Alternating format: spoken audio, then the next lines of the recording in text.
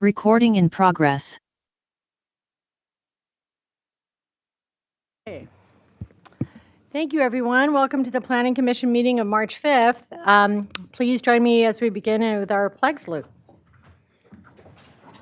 I pledge allegiance to the flag of the United States of America and to the republic for which it stands, one nation, under God, indivisible, with liberty and justice for all.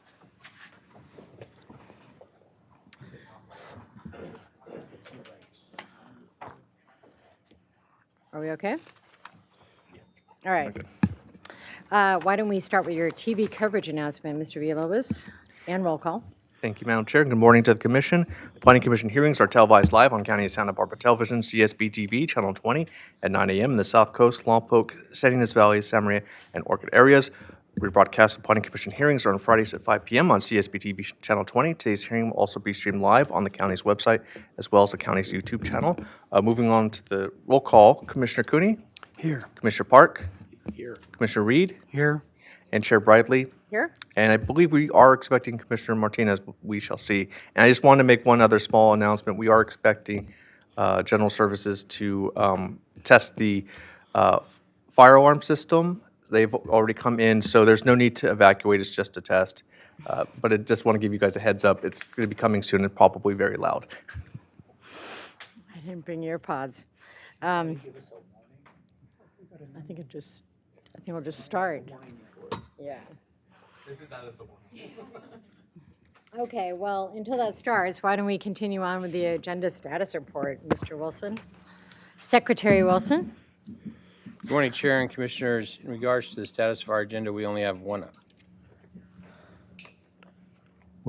item on our agenda, which was we continued the appeal of the design review for G&K Farms to today, and that's the only item. Staff and applicant and appellant are ready to present on that today. I can move the projection report, Madam Please. Chair. Our next scheduled hearing is on March 12th. That will be next week. It will be in Santa Maria. We have three items.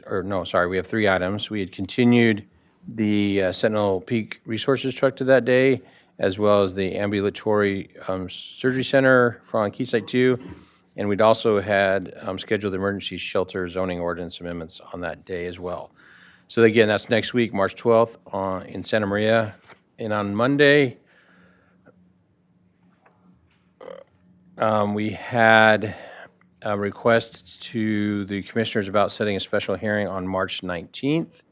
That typically would be a day that we wouldn't be meeting. But we, due to timelines mandated by the state on being able to have this item heard, we'd like to ask the commission to set a special hearing on March 19th and just confirm everybody's availability. I think we've heard from three commissioners so far. We're missing one today, so it leaves Commissioner Cooney to put the spotlight on as his availability on March 19th. So sorry, not to, I just totally drew attention to you, so. You know, it's baseball season, but nonetheless, I'll be here on the 19th. So, and it is in Santa Maria. So, Madam Chair, if we could get a motion, either when I complete the projection report or now, to set a special hearing in Santa Maria on March 19th. Is the person that hasn't weighed in yet Commissioner Martinez? No, we have not heard back from Commissioner Martinez, but as Well, of then right we better now, make a motion before he gets here. So I'm going to move that we set a special hearing on March 19th 19th. Okay. in Santa Maria. Second? I'll second. Okay. We have a motion and a second. We are committed to March 19th. we need to take a vote on that. Correct. Are we all in favor? Aye. There we go. All right, thanks, Madam Chair. I'll keep moving forward. Then, following March 19th, we have a hearing scheduled for here on March 26th. It's a housing project. And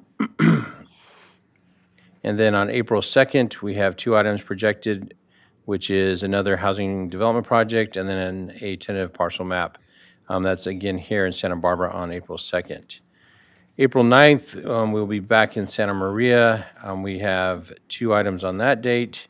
A tier 2 winery trying to go, not trying, a tier 2 winery requesting to be permitted as a tier 3 winery, and then an equestrian facility. And then we don't have anything projected until we get down into May for the, nope, that's the end of projection for the County Planning Commission. Okay. Busy now, a little lighter later. Okay, with that, we move to our portion of the agenda that's reserved for public comment for anyone online or anyone in the room that wants to address the commission for items not otherwise agendized today. I don't know that I have any speaker slips. I've got something for item 1. Madam Chair, no hands up online, and I am also not in receipt of any speaker slips for this portion. Thank you. Okay, with that, I'll close the public comment portion of the agenda, and we will roll along to our informational reports. Does anyone have anything they want to share? I'm thinking no. Commissioner Cooney, your light's on. It's okay. All right, then we go to our director's report. Do we have? Madam Chair and Commissioners, can we trail that until Director Plowman is available? Sure. All right.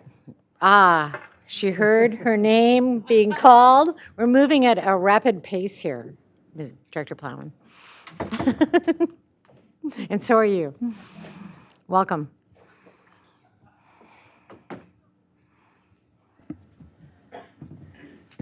Good morning. Good morning. I just have a few things to report this morning. Hold on a second. Let me get my notes here.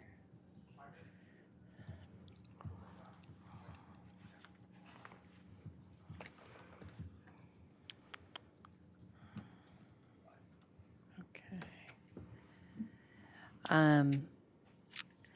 So we had yesterday at the board 2 items that relate to planning. One was the historic designation of the Arroyo Hondo Bridge along the 101. So that's now made a landmark. And the other one was something brought forward by CSD and the housing section of CSD. And that was amendments to the inclusionary housing ordinance that we had talked about in the housing element. And that was to add rentals. Historically, 20 years ago, there was a law that prevented you from requiring inclusionary units from rental housing, and that law is no longer in existence. And so many jurisdictions have been adopting inclusionary requirements for rentals, and mostly, I would say, because that's the type of project we're seeing. It's interesting how the cycles go because, 20 years ago you saw no rental housing, and now that's primarily what we're seeing coming out of the housing element sites. It's mostly rental. There is some for sale, which is good because we need a mix. So that was adopted. The way it was structured is that in North County, if the rents of the rental units are below a certain level, then the inclusionary requirement isn't applied. Because we know that sometimes the housing is less expensive. And so if rents are being offered at low and moderate rates, then they don't have to meet that inclusionary requirement. I have a question about that. Can I just pause for a minute? Sure. So it's a rental project. It's not a for sale project. There's not, how does the county control that? Meaning, could in 5 years those rents go up? Yeah, it's an owner's property to market as they wish. So what is the mechanism that controls it? There is no mechanism that would control it. It would just not be applied to that particular project. So the advantage is to have them do this on their opening day and hope that they continue it, but there's no condition of approval, right? It's a rental. That's my understanding. Interesting. That's Okay. my understanding. I don't think we'll be seeing that on the South Coast because our rents are sufficiently high that there would continue. But the reality is nobody is being subject to the inclusionary housing ordinance anymore because they're all taking advantage of state density bonus, which does have a mandatory requirement. And the state density bonus is more advantageous because of the concessions that can be achieved. And in those entitlements, there is a time period for which those last, Long-term, right? longer Okay. term, yeah. Thank you. Commissioner Bart? Yeah, I thought that last point was very interesting about people availing the state density bonus ordinance or law, because over the decades, we've seen all sorts of inclusionary housing programs. And some were the collection of fees. That's And correct. I actually sued one of our local cities for collecting those fees and never spending a dime. And here we have these state programs and of various sorts, and we're actually seeing the housing get built, as opposed to just popping it into a fund that everybody forgets. And so those are the two decisions that were made yesterday at the board. The upcoming items that we're going to, Here we are. here it is. We be warned. The only emergency is this building's probably leaking. Get out the mops and the buckets. Right. So the upcoming items at the board will be the cannabis ordinance package is going to be on March 18th. We have the Laguna Blanca appeal on April 1st. The artist tours look like they may be going on April 1st, but because of agenda issues, we may push that back to May. The board's agenda in April is quite full because of the budget hearings that will be in the second week of April. And then we have CSD's workforce housing report is going to the board on the 8th of April. A pro-housing designation is going to the board on the 8th of April, and the long-range work program is going to the board on the 8th of April. The other thing that will be happening that we have on the docket right now is in May, on the 6th, we will be taking the evacuation modeling study that's part of the safety element to the board for a briefing. And there were some recommendations that came out of that study. It's not an actual plan, and I think some people get confused by that. It's a study, an analysis of what we currently have in place and sort of where we have issues that we may need to resolve. And what did you call that, the evacuation? Traffic modeling study. And I think that's it. Okay. Commissioner Park? I just wanted to ask about the CSD Workforce Housing Report. I'm not sure exactly what it is, but it sounds really interesting. Does it come in front of us, or do we just have to tune in on the? It does not come in front of you. It's coming from CSD, and this was a directive from the board, gosh, year and a half ago or maybe longer, that they wanted CSD to study what we could be doing on county-owned sites for workforce housing. Right. And so CSD ultimately hired a consultant that has prepared a report, and some of the sites overlap with some of the sites that were identified in our housing element, and then there are other sites as well that are identified. And it talks about what the highest priority sites are. So it's available, I believe, on CSD's website currently, but we could certainly circulate a copy of the draft to you that's going to go to the board. It's just nice when sometimes people explain it a little bit. So Yeah, of give us course. 5 minutes. Yeah. All right, thanks. Okay. Thank you, Director right. Plowman. Thank you. Okay, that brings us to our standard agenda. We only have one item on the agenda, and I'm going to waste some minutes while we wait for Mr. Villalobos to read it into the record. If anybody wants to address the commission, could you please fill out a speaker slip at the back of the room and get it to us within 5 minutes of beginning the item? Our staff has ears everywhere, so we will wait for Mr. Villalobos to read us into the record for item 1. Thank you, Madam Chair. The following is a hearing on the request of Jill Casinos, appellant, to consider case number 24 APL 24, to consider the appeal of the South Board of Architectural Review's preliminary design review approval of a new 25,000 square foot cannabis processing building, case number 19 BAR 225. And State CEQA Guidelines Section 15168C4, checklist for commercial cannabis land use entitlement and licensing applications, where no additional cumulative impacts were identified, and therefore no environmental documents required under Section 15162. All right. Thank you, Ms. Brown and Ms. Baylor. We begin with our staff presentation. Actually, that's correct. Do we do ex parte communications first? Does anybody have an ex parte? Commissioner Cooney? Yes, I do, and I think it's appropriate to indicate I was invited to meet with and did meet last week with the appellant, Ms. Desinas, and with Mark Brickley. Anybody else? No. Okay, I did have a conversation with Ms. Desinos at some point before today's hearing regarding today's hearing, as well as Mr. Higgins, the agent for the applicant, on Monday regarding matters today. So with that completed, then we would proceed to the staff presentation. Could I just interject? Yes. You reminded me, I also spoke by telephone with Mr. Higgins. Okay. So over to staff. Good morning, Madam Chair and members of the Commission. My name is Willow Brown. I will be presenting the Stasinos appeal of the South Board of Architectural Review approval of the G&K processing structure.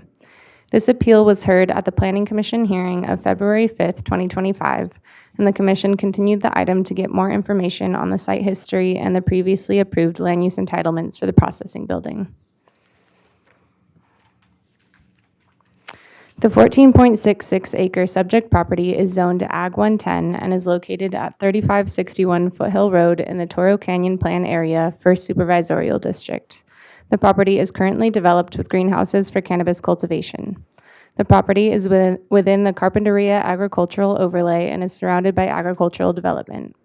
The approved processing building will be located in the rear of the parcel and will be surrounded by greenhouses. The project is a request for design review of an approved 25,000 square foot cannabis processing building with a maximum height of approximately 24 feet, 4 3/4 inches from the existing grade. After the February 5th Planning Commission hearing, the applicant clarified the revised colors for the processing building, which are in alignment with SBAR's request for the building to be painted dark bronze with a desert sand colored roof. The original development plan for this site approved 6 greenhouses with a total area of 415,830 square feet. As shown in this table and discussed in the staff memorandum, with the approval of the processing building, development on site will total 405,175 square feet. This scale of development was anticipated for the site and allowed under the existing development plan. The approved processing structure was reviewed for consistency with all cannabis ordinance requirements. The land use entitlements for the project were approved by the Planning Commission on June 9th, 2021. All appeal pathways for the land use entitlements were exhausted and no lawsuits were filed, and therefore the actions taken on the land use entitlements are final. The scope of review under this appeal is limited to the design of the processing building and its consistency with the Board of Architectural Review findings. The findings, included as Attachment A to the staff report, which was docketed for the February 5th hearing, focus on the location of the structure and the compatibility of its design with other structures on site and in the vicinity, the scale of the proposed development, the integration of associated equipment, and landscaping. The BAR reviewed the design of the processing building and found it to be consistent with these findings and gave the project preliminary approval. Staff recommends that your commission deny the appeal, make the required findings for approval included in Attachment A of the staff report, determine that the project is exempt from CEQA pursuant to State CEQA Guidelines Section 15268, and grant de novo preliminary design review approval. This concludes staff's presentation. Staff and the applicant are available to answer any questions. Thank you. Thank you. Does Commissioner Cooney, have a question? Yes, I do. Thank you, Ms. Brown.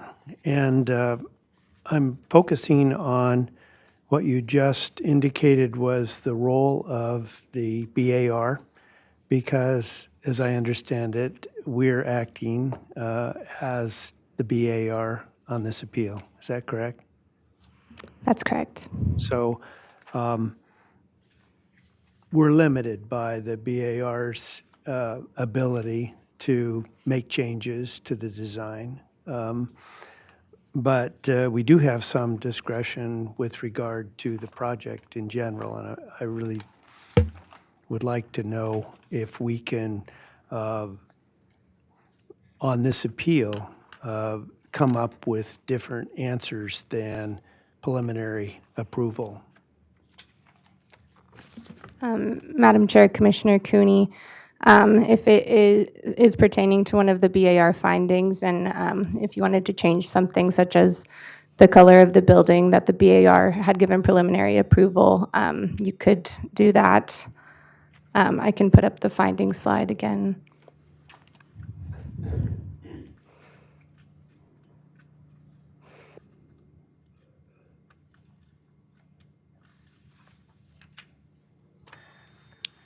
It would appear that there is the matter of compatibility with surrounding structures. That is something that that we could opine on as the appeal body in this case. Madam Chair, Commissioner Cooney, yes, the design height and scale has to be compatible with the neighborhood. That would be the finding for the BAR.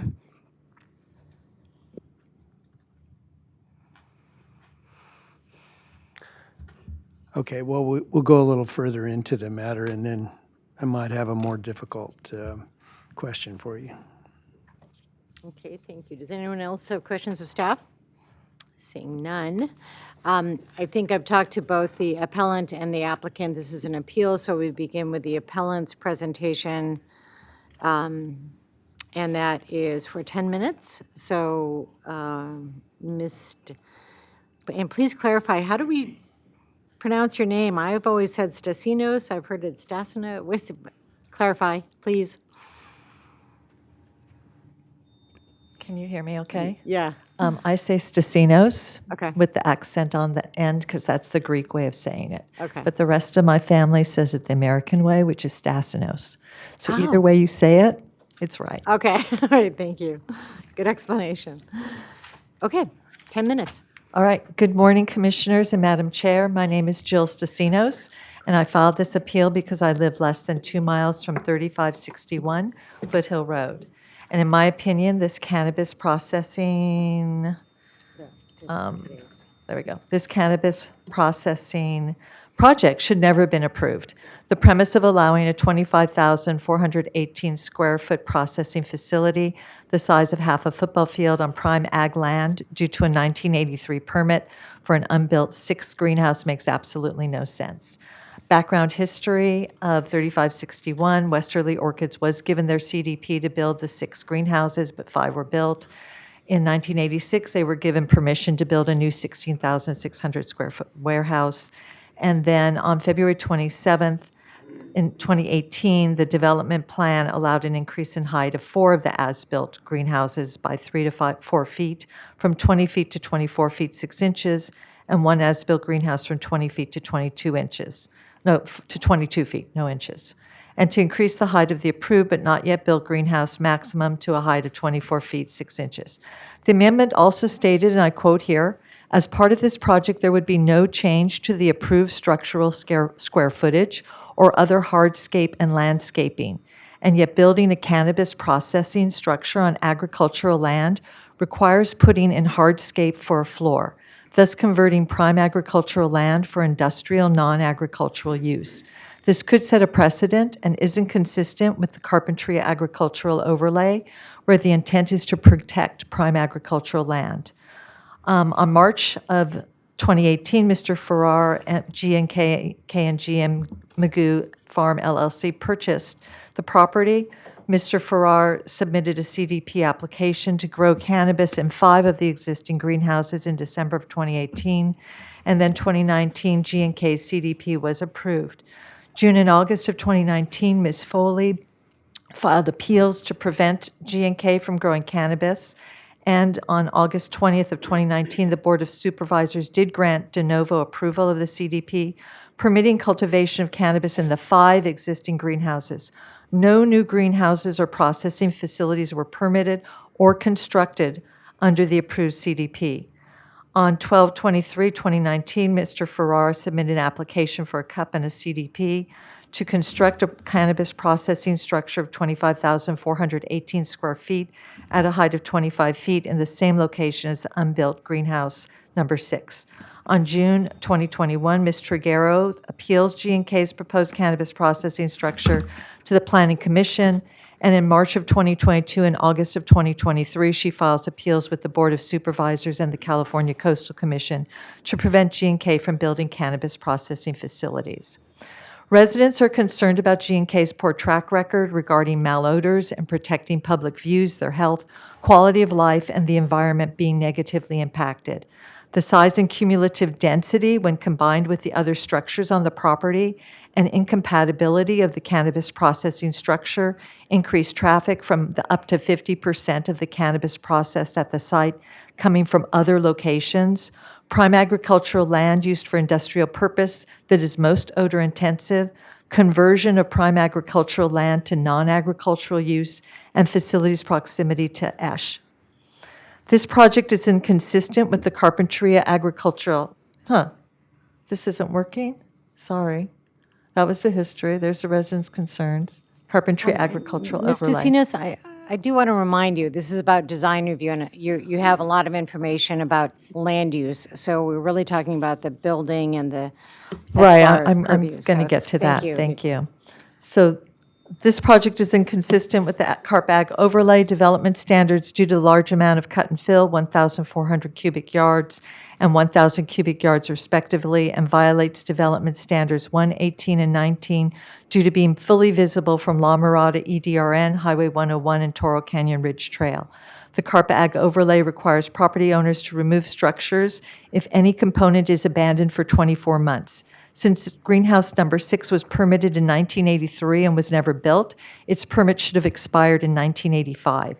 The county does have the ability to revoke G&K's approved 2019 CDP according to the CDP's Attachment A.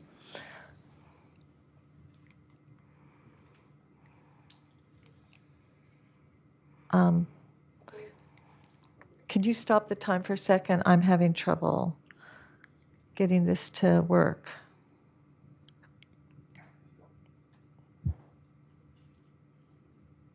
Okay. I'm good. Which button am I supposed to be pushing? The top one or the? Oh, that one. Okay, thank you. The white arrow points to where the proposed processing facility is to be located. This site already has dense cannabis activities on 8.17 acres of a 14.66 acre parcel. It doesn't make sense to compound an existing nuisance with a poor operator track record by allowing the expansion of the most emissions-causing cannabis-related activity, processing on the site with up to 1/2 of the cannabis coming from other cultivation sites.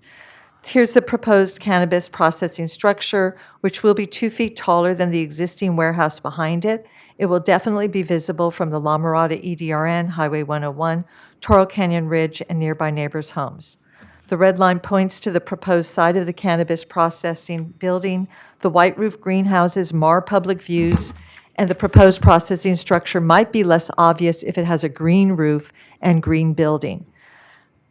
The red arrow points to the site of the proposed cannabis processing facility as viewed from Toro Canyon Ridge Trail. According to the Toro Canyon Plan, Section 2.33, the development will not be a public nuisance. It would be a public nuisance. If it would be a public nuisance, the development shall be denied. This project would compound an existing unaddressed nuisance from the permitted greenhouse operations affecting residents. This screenshot is of the first page of 14 pages of 492 odor complaints specific This to is not design G&K. review. I'm going to remind you again, please, just move through I'm this almost quickly. done. Thank you. Okay. Provided by Santa Barbara County P&D staff. Promises. G&K promises to install carbon filter scrubbers. Didn't happen. G&K promises to develop a testing program to measure cannabis odor at the perimeter of the property. Didn't happen. G&K's operator promised to provide landscaping to hide existing cannabis cultivation greenhouses from public view on Foothill Road. It's been more than 5 years now since G&K received their CDP, and it's now in violation of its permitting agreement. G&K has not maintained shared driveway with neighbor as agreed upon in property easement, as you can see from those photos from the neighbor, which she recently gave to me. Graham Farrar promised to be a good neighbor, but can he be trusted? This is a picture that I took of the inadequate landscaping screening view from Foothill Road, just to prove my point about the inadequate landscaping and how he should be cited. Solutions. Change the color of the roof and building from sand and bronze, respectively, to green, so that the structure, if built, will blend in more with its surroundings and won't be such an eyesore. Again, put up story poles so that you can get public impact and feedback from how it looks from a distance. Also change the color, I already mentioned that. Require that the proposed cannabis processing structure be no taller than any of the on-site structures, including the warehouse. Require installation of the effective carbon filter scrubbers in the 5 greenhouses prior to considering construction permit for a new cannabis processing structure. Cite G&K's operator for failing to provide landscaping to hide the existing cannabis cultivation greenhouses from public view on Foothill Road. Require better screening to improve public views of greenhouses from Foothill Road. Deny de novo preliminary design review approval of the project, and approve my appeal and deny proposed G&K cannabis processing facility. Thank you. Thank you. Does anyone have any questions for the appellant? Okay, seeing none, thank you, Ms. DeCinos. Thank you. And now it's time for the applicant's time. Remember to state your name for the record. Good morning, Madam Chair. Jay Higgins, representing the owner and applicant. I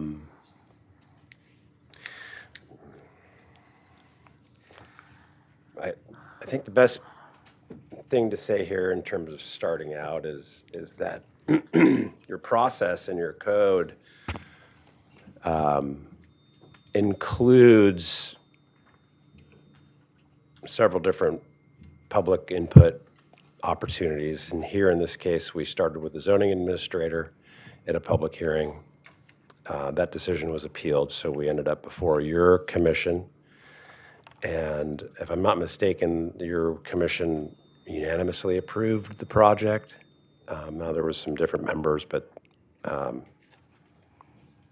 at the time, this commission decided that that was a good project. And I'll just emphasize here that this project is not a greenhouse project. It's a warehouse that has odor control built into the new building. So we're not talking about something that is, I think, what everybody else wants to talk about, which is cannabis cultivation. That's not what we're doing here. We have an odor control system in this project. Thereafter, the project was appealed to the Board of Supervisors. The Board of Supervisors upheld the zoning administrator and the Planning Commission's approval, and we then were sent to the Coastal Commission on appeal. And the Coastal Commission also approved the project in terms of the use. Now, your process, back to your process in your code, it allows for a return to the Board of Architectural Review. And I'm almost certain that the intent there is, in the case that throughout the process, one of the decision-making bodies at a hearing makes a change to the project, that the Board of Architectural Review has some sort of overall oversight about whether there may have been any design changes, so they can incorporate those into what's called a final approval. And maybe the commission or the zoning administrator or the Coastal Commission change the color, the height, whatever, they get final say. but they don't have final say on the entitlement or the use. They just have final say on architectural details. So that's your process. That process has an appeal procedure in it. I think is a little unusual, but it is what it is in the coastal zone. I don't think that process exists in the rest of the county, but I think the appeal lever on that, it's important because it's why we're here. And the appeal lever is whether or not you decide that the BAR erred in the final judgment with respect to the design in terms of the color or the height, or compatibility or landscaping. So that's why we're here. Mr. Stassinos, I'll just go with that, started her presentation with, "This should never have been approved." So please consider that that's why we're here, is the appellant doesn't believe that your process is valid in terms of that it should never have been approved. I appreciate that there's public input and an appeal and a design review board process. It's very lengthy and expensive to bring a project like this through the county. But we're not here to litigate whether or not it should have been approved. It was by a lot of different boards beyond just yours. So I personally hope that you, I know that you respect the process. I know that you understand the code. I just am asking you to please respect that we've been, I think, for 5 years now. We applied in 2019 and have gone through the process and are here, and we are certainly willing to, in terms of Ms. Stassinos's solutions, if there's a color change, we are all ears. We can do that. And if it's a roof color change, I want it in the record that that's not the best thing for the mechanical systems and HVAC, but we'll do it. And we can accommodate that. And just a final reminder, this project has odor control built into the building. On a separate matter, I won't say off the record, but your commission and this county has deliberated extensively with respect to odor control on cannabis cultivation, and this owner and applicant is expecting to cooperate with all of that. I'm not aware of any issues or complaints or foot dragging, and to the extent that there's complaints that are legitimate in the record, the owner applicant responds to those. I'll just say some complaints are difficult to track. An email was forwarded to my client that just says it stinks, and we don't know who, where, or what time of day that. So all odor complaints are not able to be responded to, I think, in the manner that you would expect, because they're just difficult to understand. So this is a cooperative owner. He's been here a lot of times. In fact, one of the other facilities already has carbon scrubbers in a greenhouse. So we're cooperating with the county, and we hope that you cooperate with us in terms of your process here today. So thank you.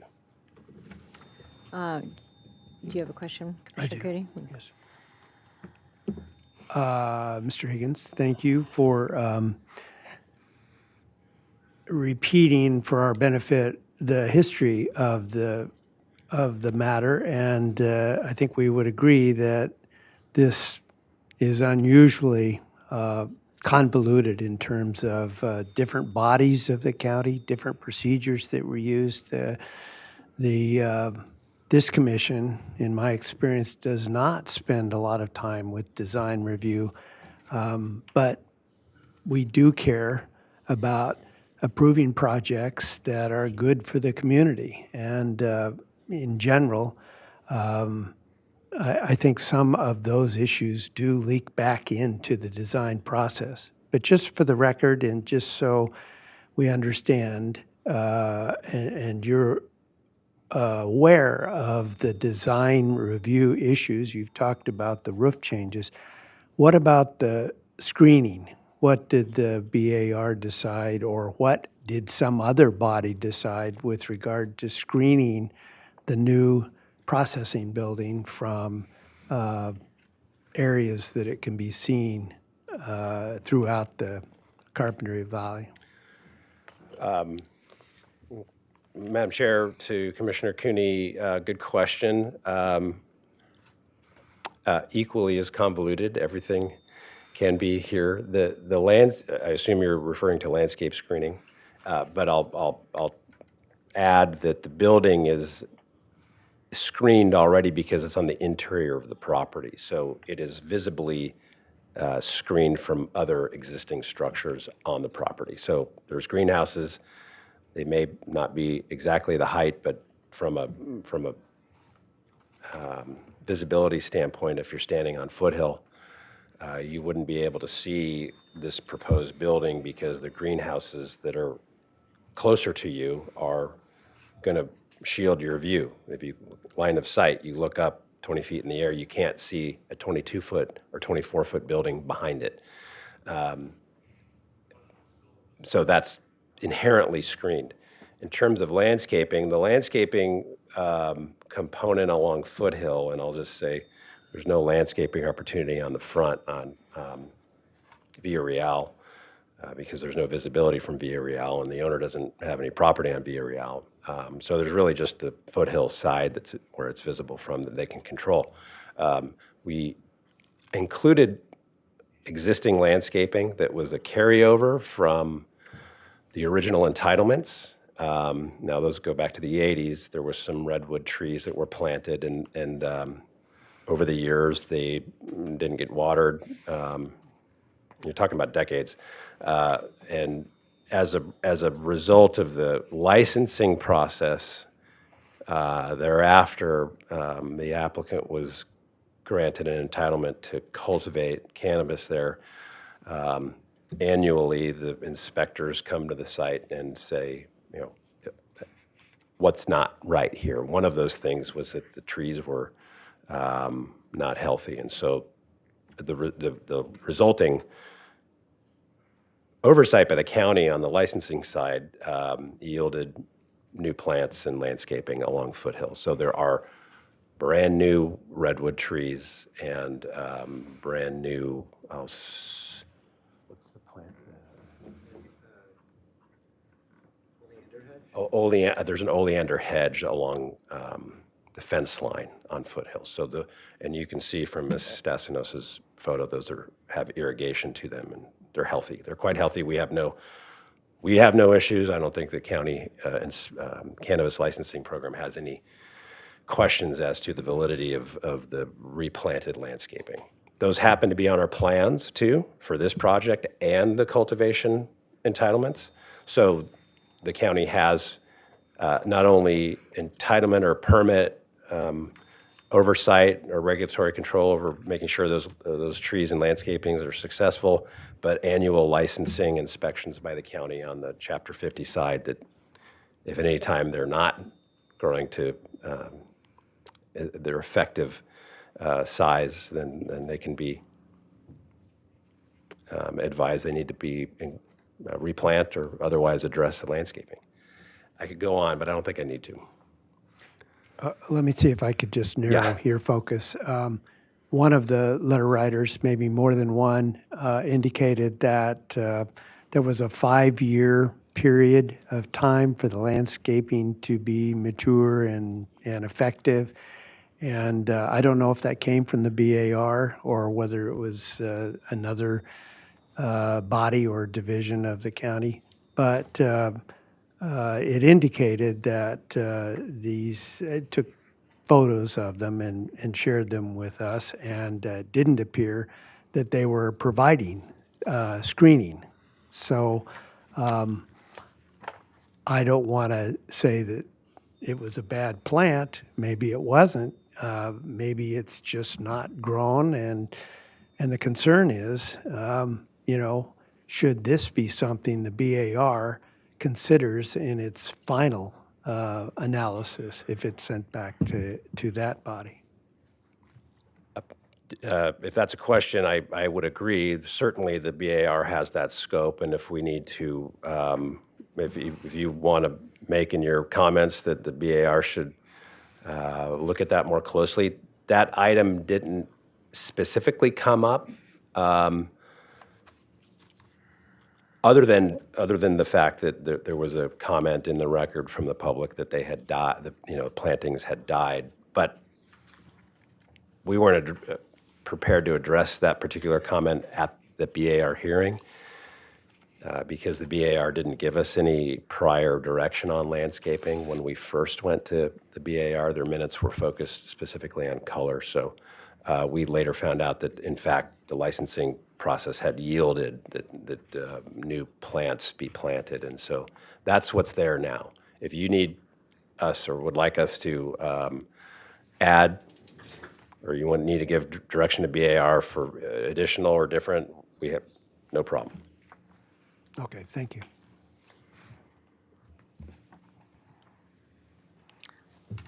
I'm sorry, Commissioner Park?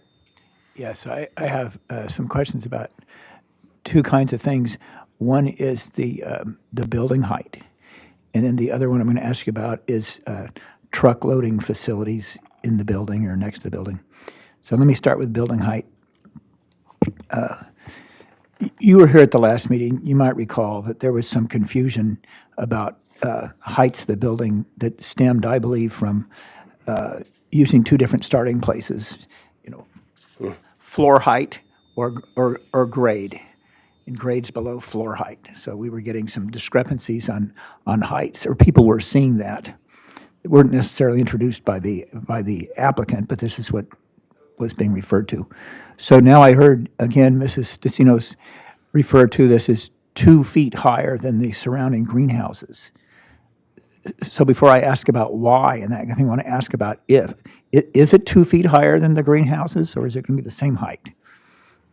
It's 2 feet taller. It is 2 feet taller, okay. And I see Sorry. Ms. Brown is, It are you depends shaking on your where head or you're nodding your asking head? from, I should say, but I'll give it to the staff for that. Madam Chair, Commissioner Park, the existing greenhouses, the 4 in front of this greenhouse have a maximum height of 24 feet 6 inches. That was an as-built approval by the 2018 amendment. The greenhouse adjacent, the 5th greenhouse adjacent to the proposed processing structure is the one with the height of 22 feet. So it would not be taller than any of the 4 greenhouses in front of it. But it's taller than one greenhouse, but that's not, I can pull up an aerial. well, it's not that important to me to see which is which, just, okay, so it's about roughly the same height as most of the greenhouses. There's one greenhouse where it's taller. Yes, so on the vicinity map, the 4 closest to Foothill Road are slightly taller, a few inches taller than this greenhouse. They have a maximum height of 24.5 feet. And the greenhouse adjacent, the 5th one towards the back of the property, is the one that has a maximum height of 22 feet. Okay, well, I'm not sure this matters to me, but I just want to know the answer. Why are you at 25 feet for this as opposed to, say, 23 or 24 or 22? Well, based on my response to the last question, I may need my architect to answer that, who's here. We'll make something up. However, it's important to recognize it's a functional equivalent of a warehouse. So ceiling height or plate height inside of a warehouse is important. On top of that, literally, is the mechanical equipment that make up the odor control system. So there's quite a bit of area above the plate height, 6 to 8 feet, where it's not conditioned space or usable floor area, but it's got HVAC equipment and odor control systems in it. Okay. Well, if other commissioners are interested in this, they can follow up. Let me ask you about the truck loading. And, we've had so many projects in front of us, and you've been part of so many of them as well, that I get confused about which is which. But I just recall making the conclusion after a number of projects were presented to us that aside from odor control equipment, something that's also very important for odor control are protocols in operation and loading, for example. If product is being offloaded into a building or being sent out, that it's important to have the loading occur within the building where it's odor controlled, as opposed to having a warehouse door open and people going back and forth to a truck on a loading dock. And I wonder, what's the configuration of this building for that? I know it relates to operation we've already looked at, but it also relates to configuration of the building. In our odor control plan for the project, we have the air curtains at every single door opening.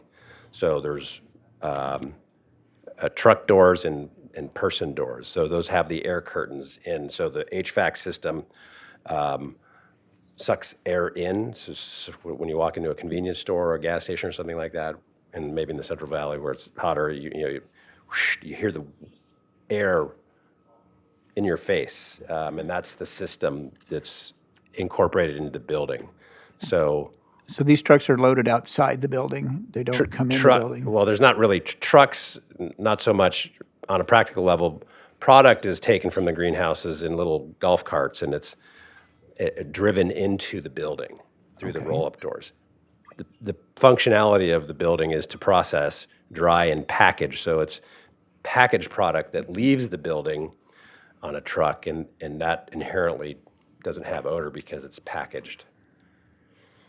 Now, is this, will this structure be able to take a product from other sites other than this particular site? It could, but there's limitations on that on the licensing side that effectively disallow that. So I'm not at liberty to speak to that, but it could theoretically. Well, do you know the answer? I mean, because if trucks are bringing product in from maybe other grow sites that this owner has, or maybe others, I don't know. Because I know our ordinance allows processing for more than just what's on site. And if it does bring in site, then that will be raw product. It will be odorless, and it'll make a difference whether it's offloaded outside in the parking lot or inside in the building. And not just golf carts, but this would be vehicles at this point. Madam Chair and Commissioner Park, let me answer that this way. I know there is a demand for that because there's only one other processing facility purpose-built, and there's a lot of reasons for that having to do with the building code and ADA access and sprinklers, and so it's been cost prohibitive. So it's possible that can happen. If it does come in on a truck, it'll be on a truck, and they'll be in bags that are, so that there's no open air product that'll be brought onto the site, if that helps answer the question. Well, So product doesn't come. It doesn't. I just know this was a very big deal. In fact, I can visualize the project. It's one over to the eastern side of all these projects where it was a very important piece of the application, that it would be loaded indoors where there would be rooms that would be odor controlled as opposed to the outdoors. Sure, Madam Chair, Commissioner Park, let me clean up the answer. Product, if it comes into the site, would be bagged and protected. Now, I can answer it also a different way, because the other processing facility that's built now and operating and licensed, I don't believe that property has any odor complaints. That's a brand new, and it's been operating now for a number of months, and it doesn't garner odor complaints because the product inherently comes on a truck packaged and is then taken into the building and dried and repackaged. So with odor control and the air curtain system. That's the system there. Okay, I'm just trying to get an answer to a simple question. The trucks load indoors or outdoors? From what you Indoors. seem to be saying, it sounds like you're saying they're offloaded outdoors and it's brought in They're through. loaded indoors. Product is taken into the building. Okay, let me make it really simple. Okay. The truck arrives. Does it drive into the building through a Yes. door? Yes. Okay. Bingo. Thank you. Commissioner Reed? Yes, I got a couple of questions. One thing that's been mentioned a time or two I'll try to confine my questions to design of the building and the BAR review, as that's my understanding of what our parameters are in this. Had discussions about roof color. Okay, standard roof color as it exists now will be kind of a silvery gray, or Desert sand is what we're going with now, but if it's at your discretion if you'd like us to so the consider. roof color will be like a desert sand. Uh-huh. Okay, so standing at ground level on any, I mean, I realize this building is interior to the lot line and screened by greenhouses. So at street level, from any of the surrounding properties, can this roof even be seen? No. No. But if you go up the mountainside or take off in a hang glider, as in one of Appellant's photos, then you can see it. Or perhaps in a plane or a hot air balloon, but not from the ground. Correct? That's correct. That's a private view of yes, that would be a Okay. private view. So essentially, color of roof really has no effect on neighboring properties or neighborhood views. That's correct, in my opinion. I believe that's what the BAR Okay. also noted. Okay, now with respect to the color of the building, I notice you've changed it to dark bronze. I kind of like the green, but dark bronze, I think, is your decision. The lower portion of the building, it looks like it's cinder block, concrete building block, and it says raw, so it's just going to be the natural concrete color with no surface coatings. Is that correct? Correct. Okay, I understand that one.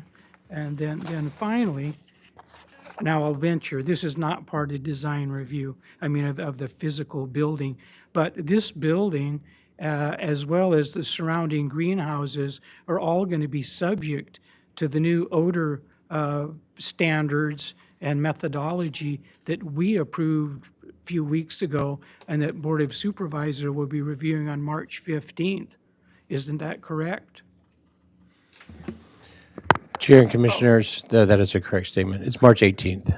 That is correct. Great. Okay, so our honest effort to make Carpinteria smell great again, that's a little facetious, but they will be subject to these odor standards, and hopefully those odor standards will, have a cumulative benefit in helping alleviate all these years of complaints. And I really sympathize with all the odor complaints that appellant provided us with. So hopefully that will help resolve that problem and will resolve or prevent any problems from this project. So thank you. Thank you. Commissioner Park, you have another question? Yeah, I just want to follow up on the visibility of the roof from the ground. I've been on the ground in 3 different places that I can think of over the years when I lived down there, and I could probably add others. Up on top of the extension of Camino Cielo, up on the Franklin Creek Trail, on the whatever they call the trail that's in Toro Canyon. And in all of those, I look down in these buildings, every one of them in Carpinteria, and you can see the roofs of the greenhouses. And I'm standing on the ground when I do it. So is there something different about this, that it won't be visible to people like that are on these public spaces? Madam Chair, Commissioner Park, I don't think I disagree with your assertion that it might be visible from a public trail. I haven't walked all of those trails, but I'll note those trails are pretty far away from the building. So it may in fact be, I don't know, maybe a mile plus. Certainly Franklin Trail is pretty far away. So I guess theoretically it could be visible, but you can see everything. You can see the islands too, so. Well, that being said, I see on this vicinity map, we see sort of which just went away, a silvery roof color, and then we also see a more beige roof color on about half of them on the left. And I think your desert sand is probably totally compatible with these colors. It would fit right in with what the colors already are. I think if you changed it to green, which we were asked for by the appellant, I think then it would stand out. Just my opinion. Okay. Thank you Thanks. for all not getting too far into deliberations. We're anxious, but Commissioner Cooney, do you have any other questions? No. I have them, but I'm not going to ask them now. Okay, all right. All right, well, with that, then I think we go to public comment. And I only have 2 speaker slips. Is there anyone online? Madam Chair, we have 2 speakers online. Okay, let's start with the folks in the room, and our first speaker will be Paul Roberts. I'm going to ask you to keep your comments limited to 3 minutes, please. And that will be followed by Mark Brickley. Good morning. Thank you for giving me this opportunity. I'm Paul Roberts. I live in the La Mirada area that has clear visibility of this structure from my driveway. There's a road above the La Mirada area called Arriba. There's probably 6 or 7 houses up there. They could all see this structure without question. So I'd certainly invite the applicant to come up and stroll our beautiful area, and you can see what is planned with respect to this, what I think of as an industrial facility. And Commissioner Park, and I go through the chair to Commissioner Park, you know, the question that you pose with respect to additional height, I think that the height of the building is because this is different than the anticipated use, which historically was orchids, and now we have a factory. And the factory is going to have industrial doors, and it's going to have the design that's a factory. It's not the orchids. That was the original use of this property and continued to be the anticipated use of the property until this applicant decided to continue his acquisition of the Carpinteria Valley for cannabis use. And when I make reference to the applicant, I'm talking about a publicly traded company that in the 3rd quarter of 2024 had gross profits of $38 million. That's from the shareholders' interview, because it's publicly traded, that I read last night. They also describe themselves as an aircraft carrier. And so my nice neighbor is calling itself an aircraft carrier in this interview with its shareholders. They also said, and this connects, I think, with the questions we have with respect to cost, because the applicant's representatives talked about how much money has been spent. They said in that interview that lowering costs is truly in our DNA. Lowering costs to me is at the expense of the community. So with respect to what the staff has recommended, and I think through the chair, Commissioner Cooney highlighted these in his preliminary questions, proposed development is in harmonious relationship with existing proposed adjoining developments. That speaks to me. It's not consistent with the way I live in my backyard, seeing this and knowing and anticipating that. There was not a clear answer to the question from Commissioner Park about truck use from other growers that are going to go up this road and they're going to use this processing plant. And the other thing I need to mention is with respect to what the representative mentioned concerning a prior plan and there are no complaints of odor. He also said that with respect to this location, no complaints of odor. I myself have identified this applicant in my complaints. I write G and K when I submit it to the county. There's 2 growers that are offenders for us, and one of them is G and K. And therefore, that, I'm trying to describe my concerns, but they're not good neighbors. Thank you. Okay, with that, we go to our second speaker, which is Mark Brickley.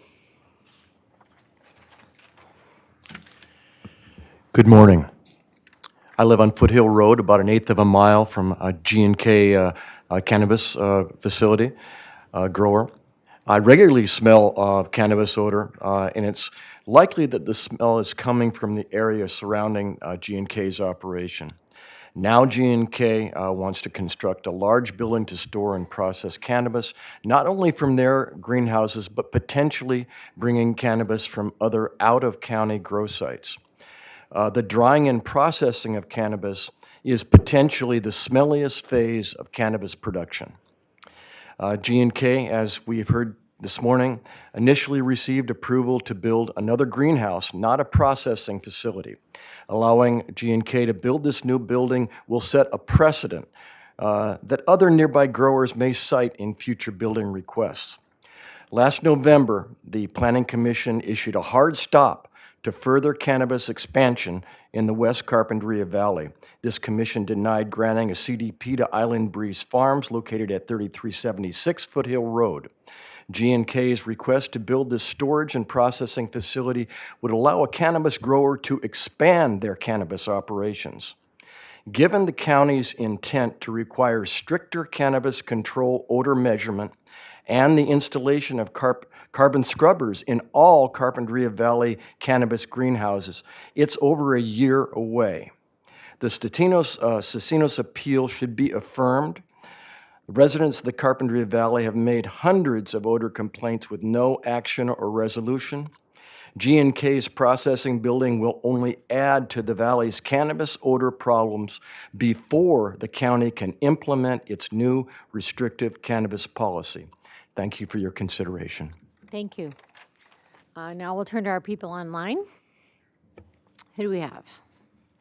Our first speaker will be Marilee Peebles, to be followed by Ana Carrillo. Thank you. Hi, I'm Marilee Peebles. I live in La Mirada and my home looks right down on the G&K property in question. I can see it from my bedroom window. The color of the roof does make a difference. I see the parking lot where this building was to be built. This is why La Mirada residents were awakened at 4:45 a.m. a few mornings ago. We have a direct sight line to this property. This mammoth building under appeal is the icing on the cake. Why is 25,000 square feet needed to service a 350,000 square foot grow of cannabis? It's obvious that this building was meant to also work with outside cannabis being brought onto the property. When this building was approved, it was another greenhouse. It got changed to processing and was kept the same size or even enlarged. It is too big on ag land. It's a factory. When the lobbyist spoke at the last meeting, he said there would be less traffic for their cannabis leaving to be processed. He neglected to tell you that other off-site cannabis will be arriving.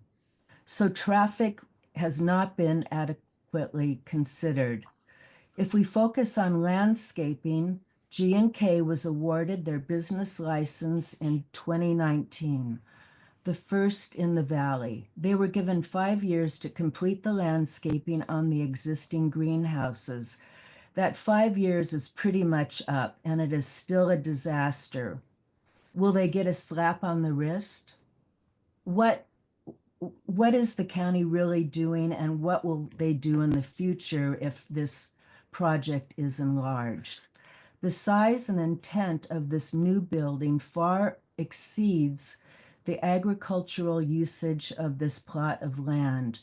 I think that Jill mentioned that, it's going to no longer have a dirt floor. No amount of landscaping and paint color can make up for this building. It is wrong to put a factory of this size on ag land.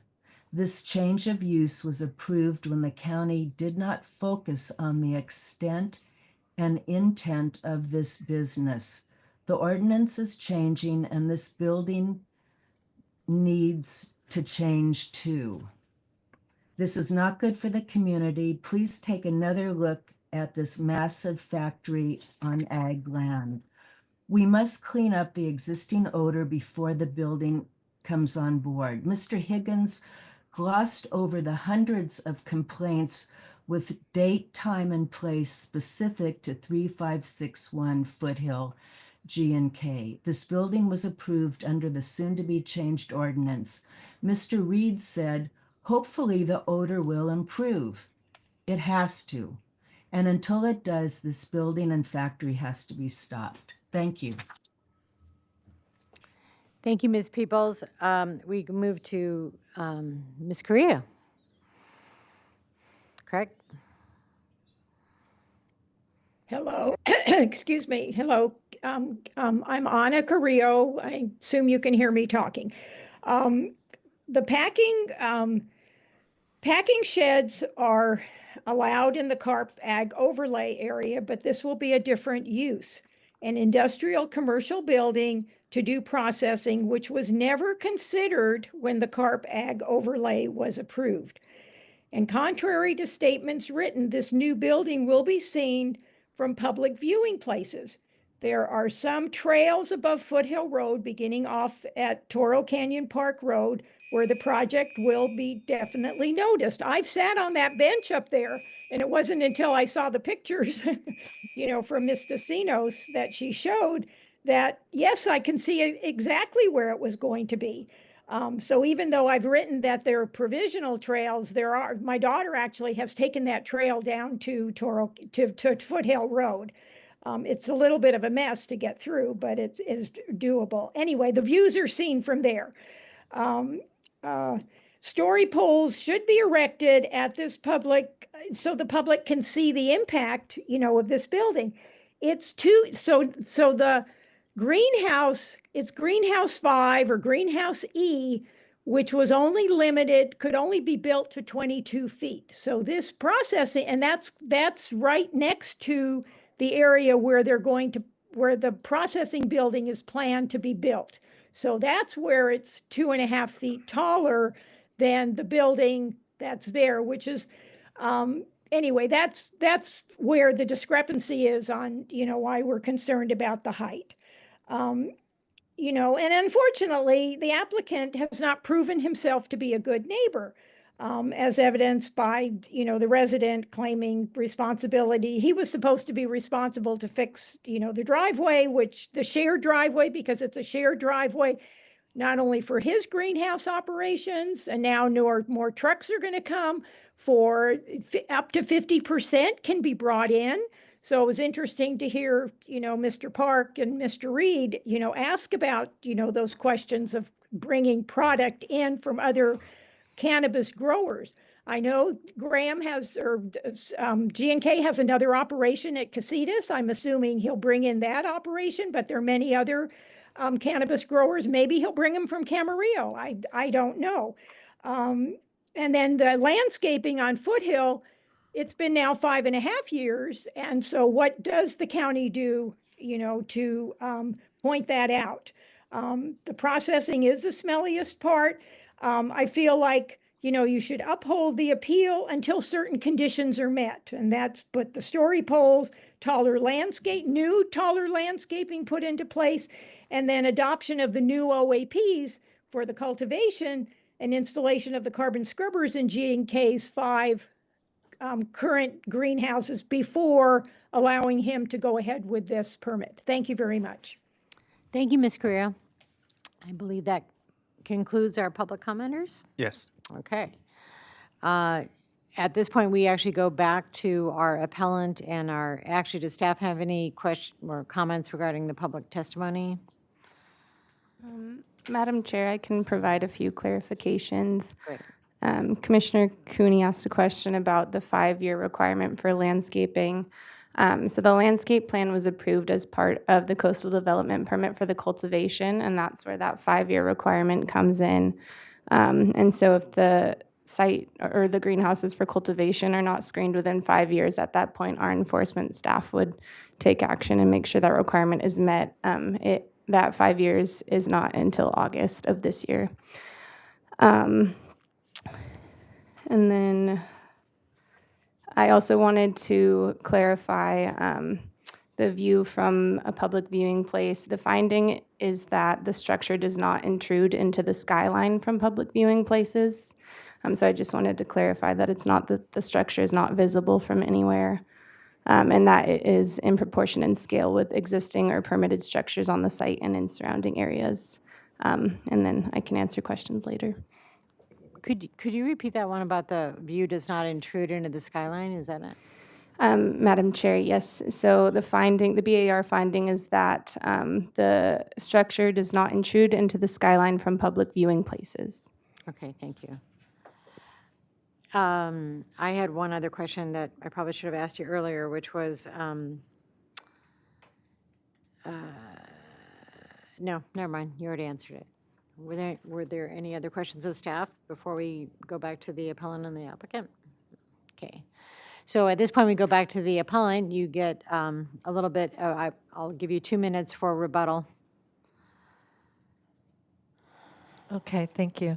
This owner has filed numerous extensions and has never installed carbon scrubbers in his 5 greenhouses. He said he hasn't done so because the county was making it too difficult for him to install the carbon scrubbers. The processing structure will be approximately 2 feet taller than the existing warehouse built behind it.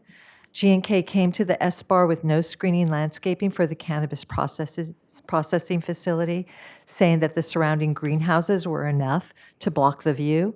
So the S-Bar required G&K to return with a landscaping plan to screen the cannabis processing facility prior to final approval. This particular grower should have had their business license revoked years ago for noncompliance with their OAP and should have been given a citation for landscaping that after 5 years continues to fail to screen their greenhouses from public views on Foothill Road. By August, the greenhouses will still not be adequately screened due to it takes a while for trees and bushes to grow. Thank you. Thank you. Mr. Higgins? And before you started, I do have a question. There was some landscaping reinstalled, right? Because I thought it changed out, and isn't that what you explained to me? Yeah, Madam Chair, yes, that's correct. We replanted redwood trees, and there's several other specimen trees on the property, and we've certainly able to replant whatever, or if you want to give direction to the BAR on that matter, we're happy to listen. Well, can you just explain why did you have to replant them? Did they not do well initially, or I There was remember seeing actually, them. correct, yes. There was an irrigation problem, and they weren't doing well, so they were replaced with new irrigation. And what year was that they were That replaced? was a year ago. Okay. Yeah. All right. Thank you. Madam Chair, just to respond, I just am hoping that you, and I know you do, obviously, there's very few people in the county that go through this process with the depth of detail that your commission does. So we're really encouraging you to respect what's before you, what's been deliberated in terms of use. Clearly, there's a different issue other than the design of the building today. But we feel like that's resolvable in terms of what your commission has done on odor and what your county staff continues to do with respect to compliance on both permitting and Chapter 50 licensing. So we're hopeful that you'll uphold the approval of the preliminary approval of the BAR, and we welcome any additional feedback you have in terms of design, color, landscaping, et cetera. Thank you. Thank you. Any questions? Commissioner Reed, hold on. I have one question, just to clarify something that one of the other appellant comments brought up, well, one of the public comments. This is going to be a processing facility, correct? Madam Chair, yes. Now, within that processing facility, is that processing going to be confined to cleaning and preparation of the bud material and packaging it in a form for shipment? That's my understanding, yes. There's not going to be any chemical processing, gas or solvent extraction, none of those No. which are manufacturing. So in reality, this is little different, or essentially no different, than a packing shed that might be used for flowers or vegetables or everything else, mainly cleaning it and packaging it in a form suitable for shipping. Madam Chair, Commissioner Reed, I consider that a fair assessment, yes. Okay, thank you. Okay. Thank you, Mr. Higgins. This brings it back to the commission for deliberation. Do we want to push forward, or do you want to take a break of any kind, or where? Is anybody thinking that? I would appreciate a short break. Okay. Just to get my comments in order. Okay, maybe 5 minutes, or? 5 minutes. Okay. Let's take a short break and be back at 10:25.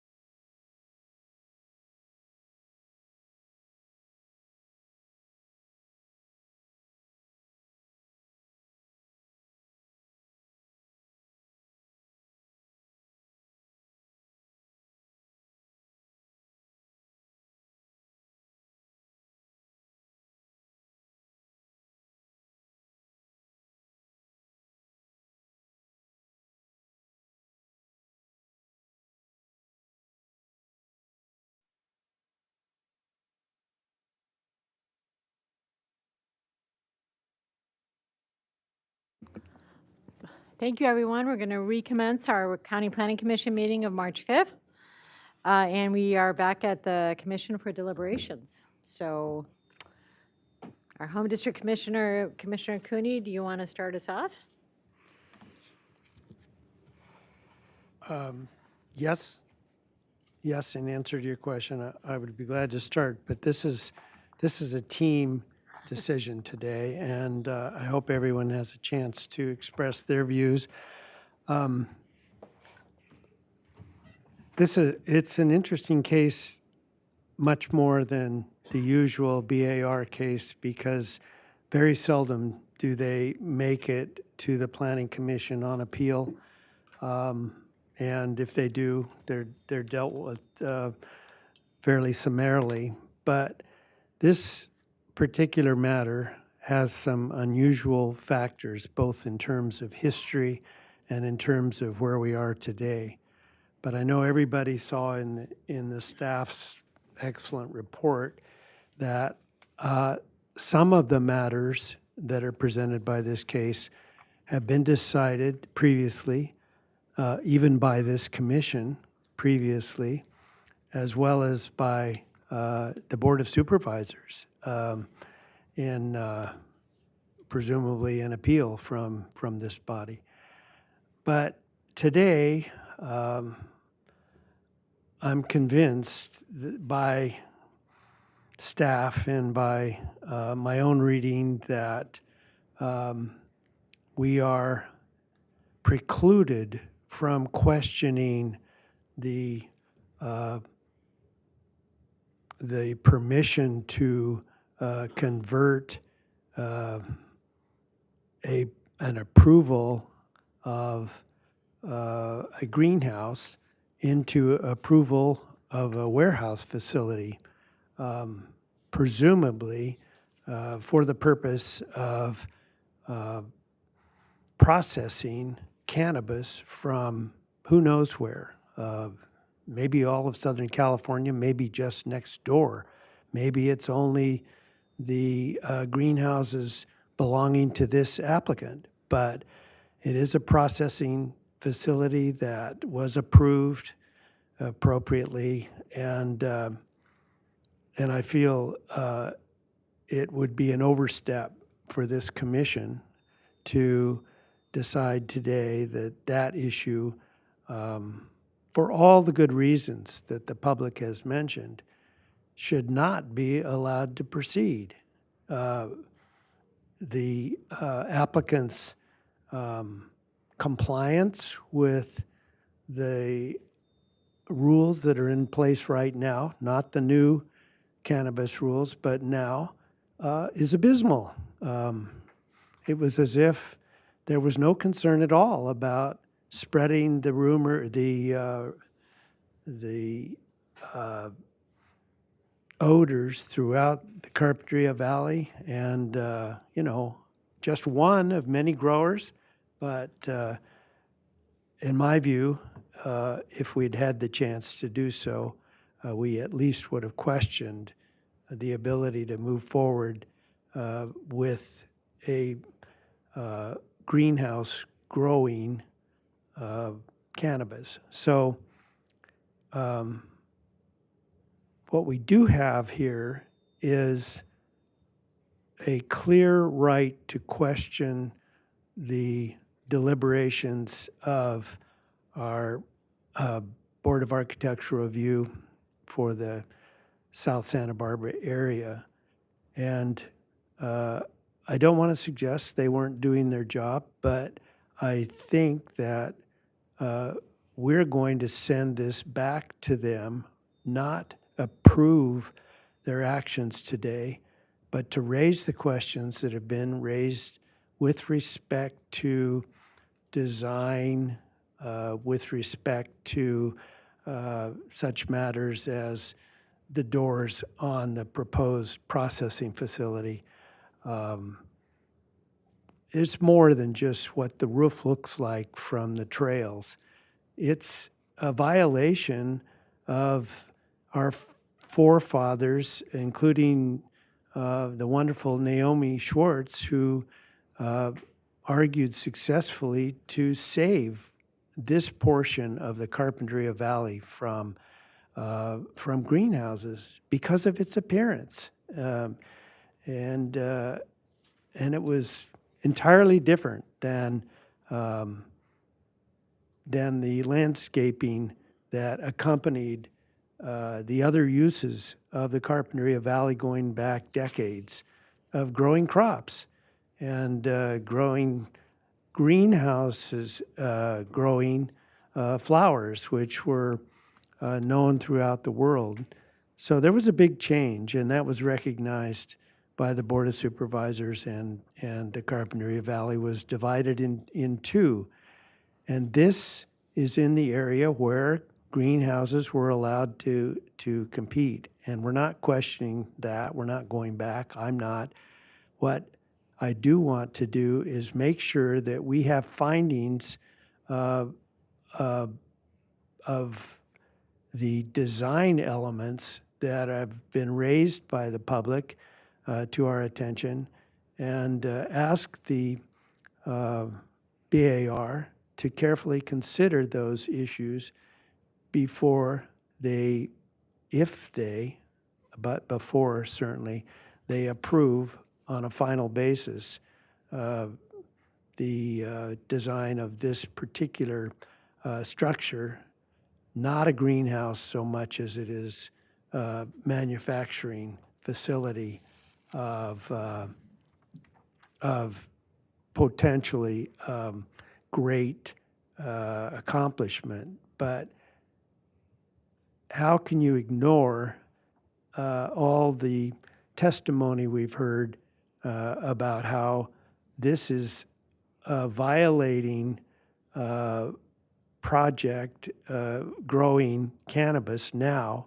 Why should we approve something else before all the corrections are made? Well, let's give it back to our SBAR with our comments, and they should be drafted by staff with the help from the commission, and let them decide what the final design should be. That would be my my inclination. I will not today make a motion to approve on a final basis as the BAR the design of the project. Okay. Madam Chair, Commissioners, I think we could follow up with Commissioner Cooney's comments before you go into further deliberation, if that's okay, Madam Chair. I think the action today is to approve the preliminary, which then would mean it would go back to BAR for final approval. So we could approve the design as it is presented today, and then add comments to that for the BAR to review before they make their final decision. I just want to clarify if that's what Commissioner Cooney's asking for.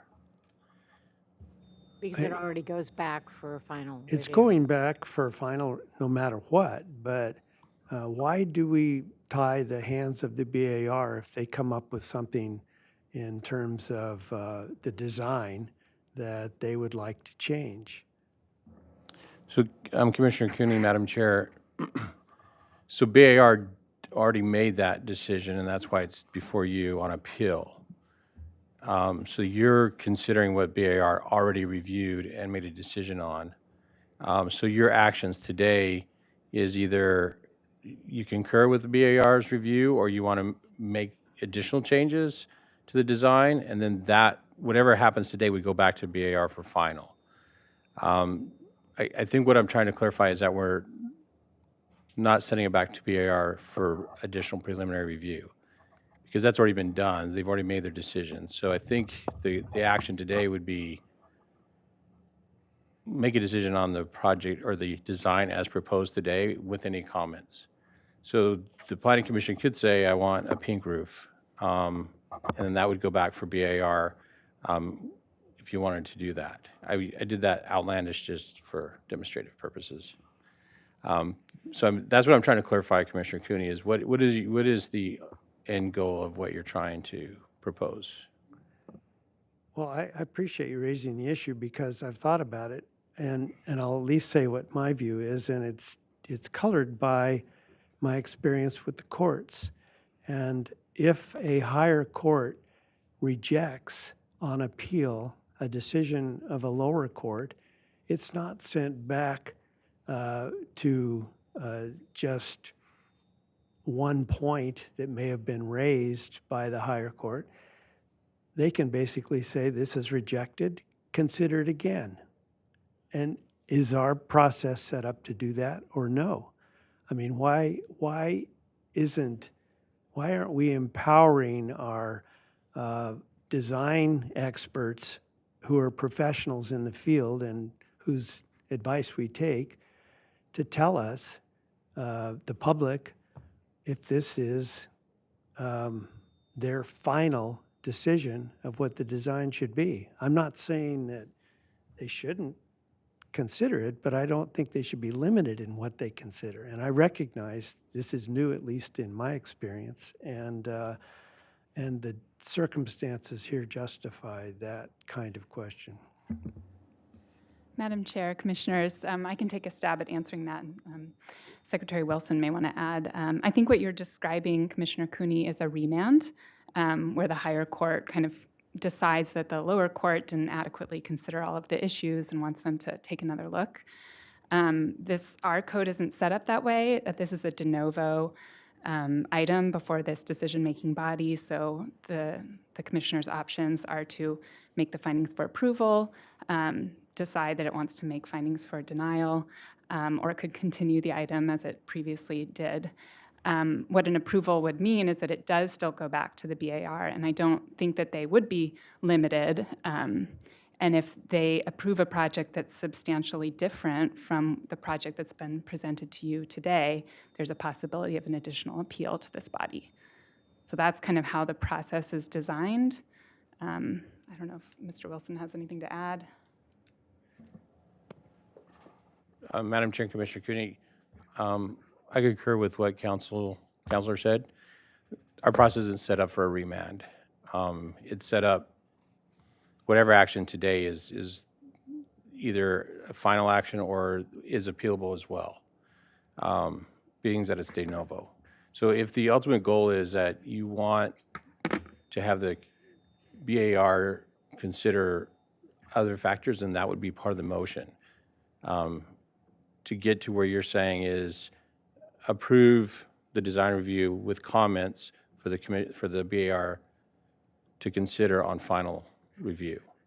That, in effect, would get you to where you're trying to go. That is what I was proposing, is that we would make comments based on our deliberations, and we would expect that the BAR would take those into account. They wouldn't necessarily agree. They could come up, they could say, well, that's not important, or those guys don't know what they're talking about in terms of screening, you know, or anything else.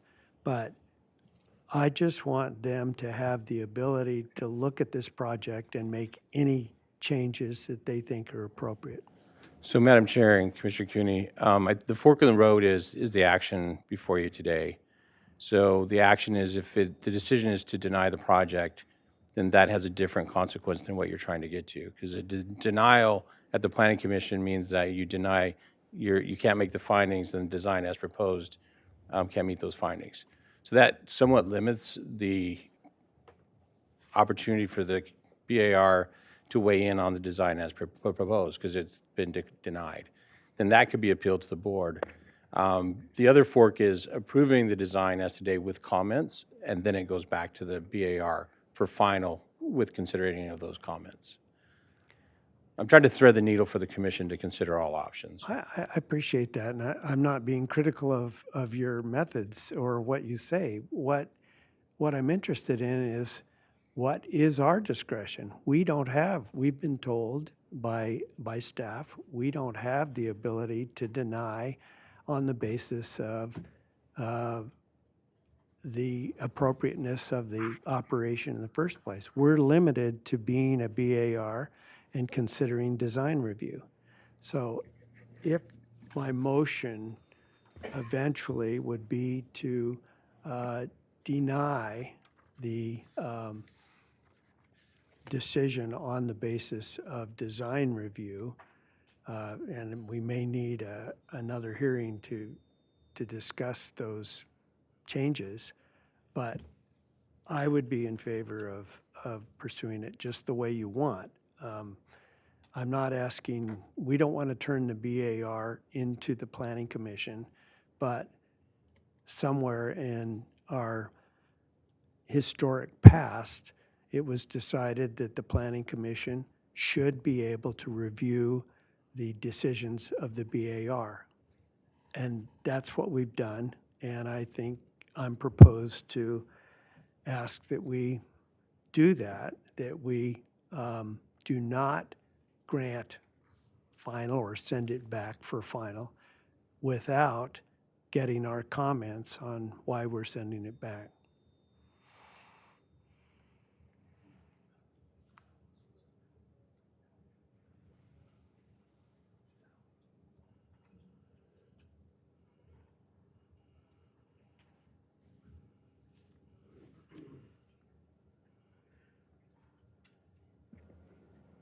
So, yeah, Madam Chair, Commissioner Cooney, I think the outcome of a denial would be that the commission would say we can't make the findings because you're sitting as BAR, so I can't make these design review findings, so we're denying the design of the project. And you're right, Commissioner Cooney, in that the scope of the use is not before you, because really we're talking only the design of the building. So that means that either a denial goes to the board on appeal, or the applicant would then have to resubmit for a new design review. And council might need to weigh in on whether or not a denial here has any prejudice on it, on whether or not they could submit the exact same project, or would that require them to come in with a new design? So that would be, in effect, mean that your comments today on the design would not be heard by the BAR, because then they'd have to submit for a new, because the project got denied, or the design got denied. An approval then with comments means that the Planning Commission has reviewed it, accepted the findings with comments for the BAR to consider and then that way it would go back to the BAR to consider the design as proposed with your comments.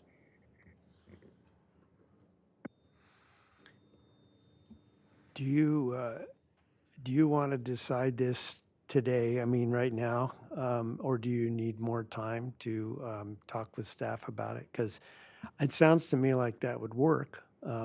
Basically, we're not usurping the potential input of the BAR.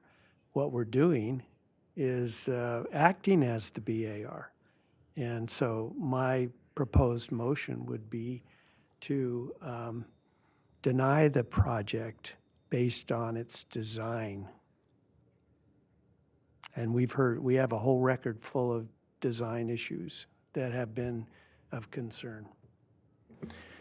Madam Chair and Commissioners, I think it would be good to hear from all the commissioners before that, and before we get to motion, we may take a short break for staff to, depending on what the motion is. That's where I'm at the moment. Fine with me. Okay. I know we have other opinions. Commissioner Park? Okay, so now we're on deliberations, right? Yes. We're not about to take a break and analyze procedure. Okay. So I have a procedural question I'll start with, and I'll get into my own opinion.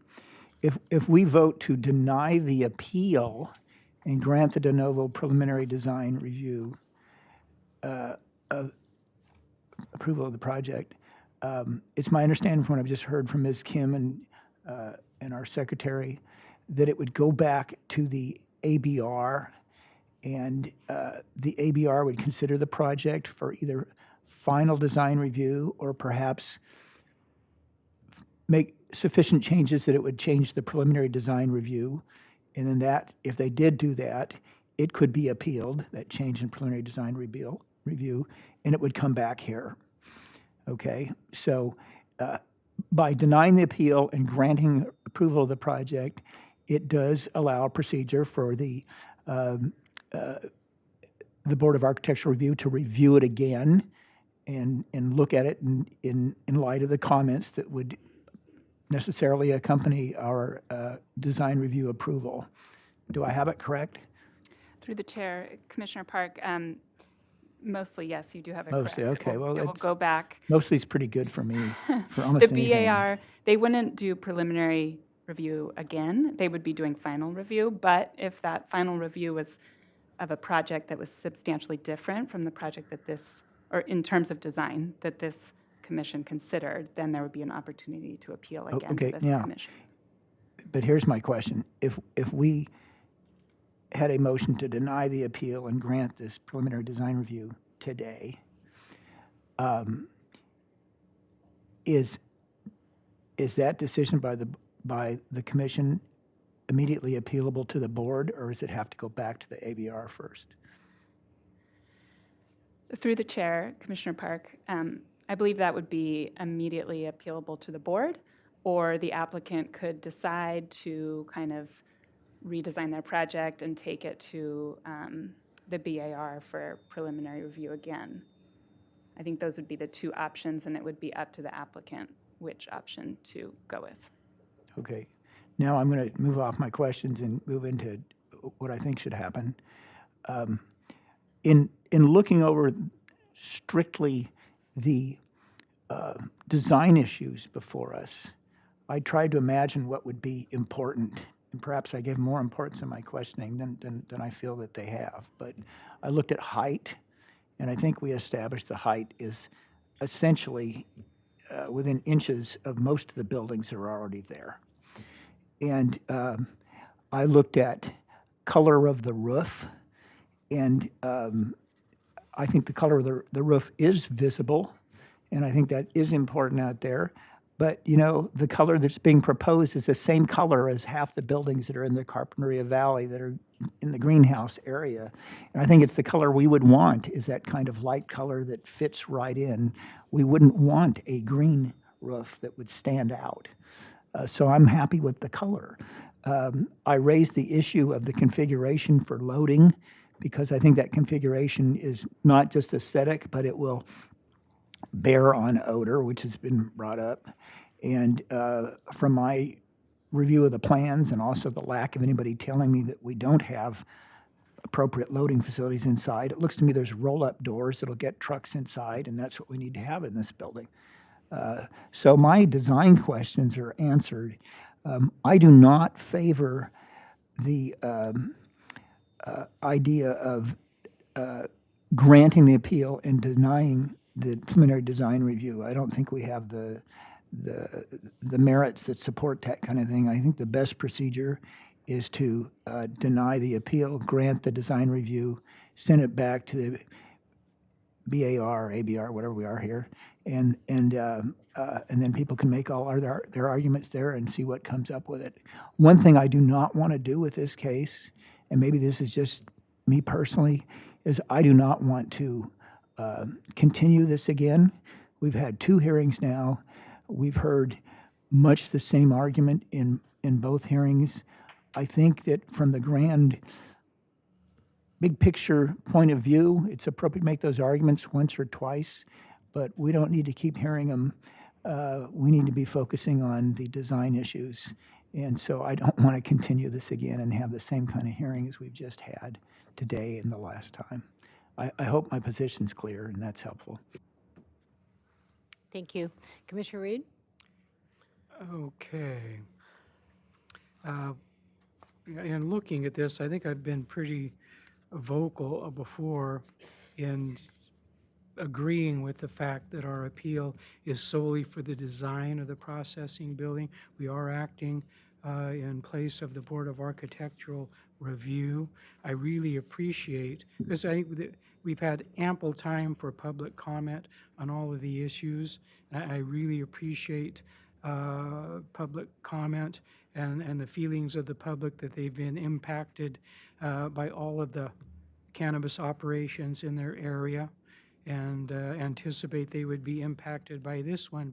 But so many of their comments were about issues not under our purview, not traffic, not odor, not procedures and operations of this, specifically its appearance and its compatibility. And with relation to those compatibility, I look at the findings of approval that were cited as attachment A in the previous hearing.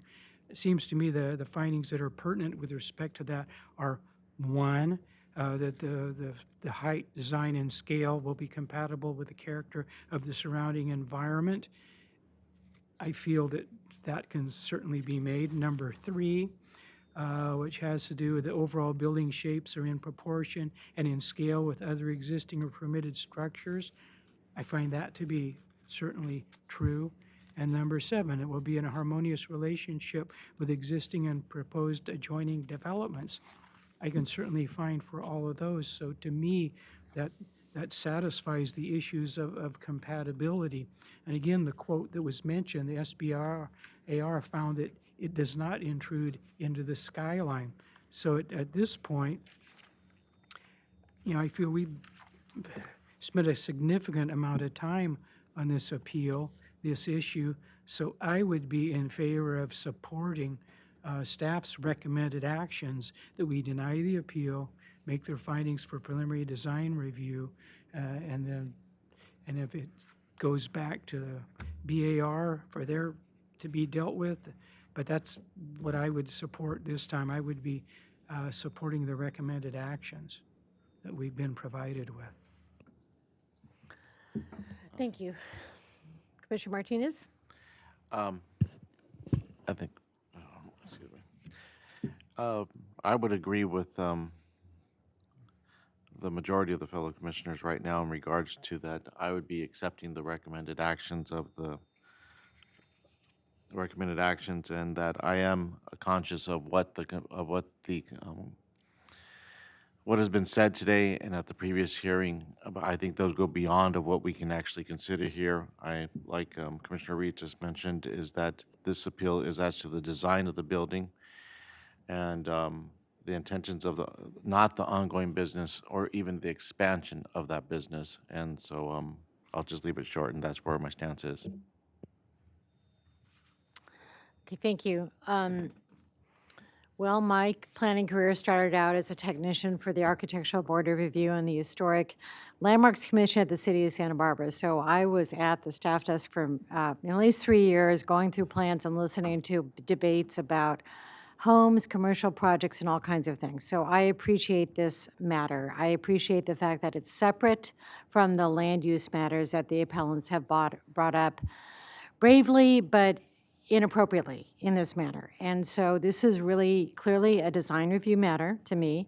I think that SBAR gave it an approval with some direction and some flexibility already expressed by the applicant today to shift a couple things if that makes it better. I see absolutely no reason to remand it or continue it for story polls or reconsideration of the permits that have been adequately documented by staff in terms of the exhaustive administrative record that has approved everything aside from design review, which is the last step in any case in an entitlement. So I find that the sand roof is fine, and the bronze color palette that we have in today's PowerPoint, as staff has incorporated in the project description, is fine. If the SBAR, in response to public comment or in their own decision making, wants to adjust that, I'm hearing from the applicant that they can work that through at the final design review stage. And this is our process. Thankfully, we don't get SBAR appeals very often. I mean, we have a very robust architectural review system in the county and all the cities they're in, and it's wonderful for us as planning commissioners to be able to rely on that. So I'm grateful that we don't see these appeals very often but guess what? We're going to see that function more on the SB 330 cases, and so we might as well get on our big girl boots and start to understand what design review means. So all that said is I probably am not aligning with my good carpool mate, and I might be on the side of the road.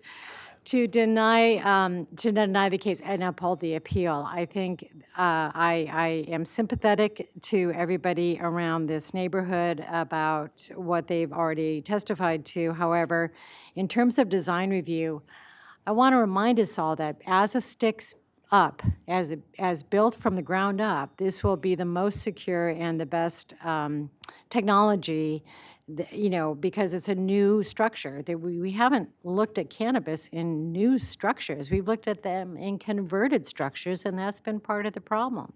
So in this situation, I think it's appropriate, and when I look at the sea of greenhouses in Carpinteria, this would fit right in. I'm sorry it's greenhouses, but it is. It is what it is. And so that's my inclination, is to not support the appeal and approve the case. So I'd bring it back to Commissioner Cooney. Just need a clarification as to what action would follow what we've heard from a majority of the commission.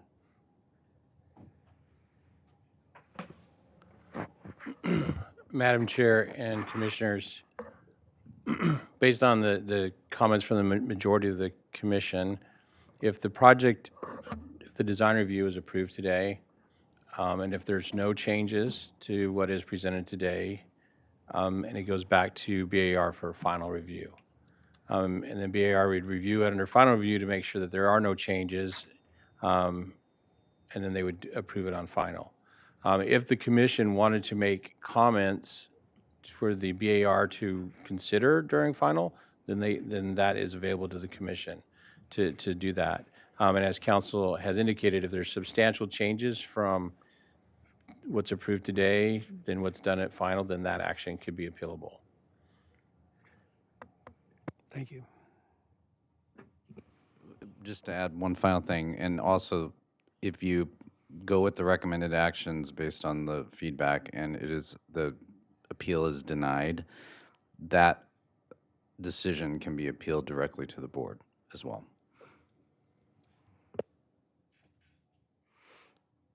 I have one question, just a clarification.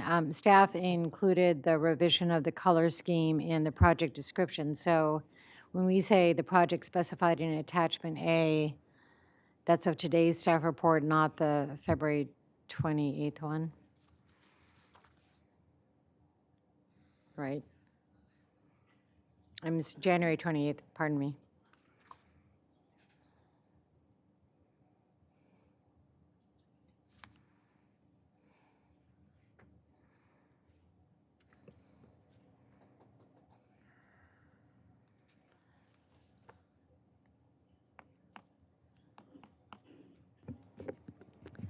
Madam Chair, so I think the way we want that to read is attachment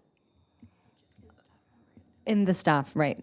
Design review approval of the project as specified in the staff memorandum.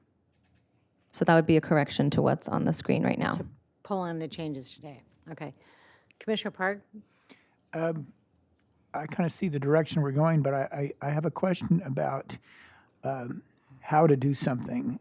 When staff first explained this particular way of doing it, the point was made that if there are other comments of the kind of concerns that Commissioner Cooney expressed, that he wanted to get back to the BAR, that we could grant this design review, send it back to BAR, and it could be accompanied by these comments. So how would we actually do that? Good question.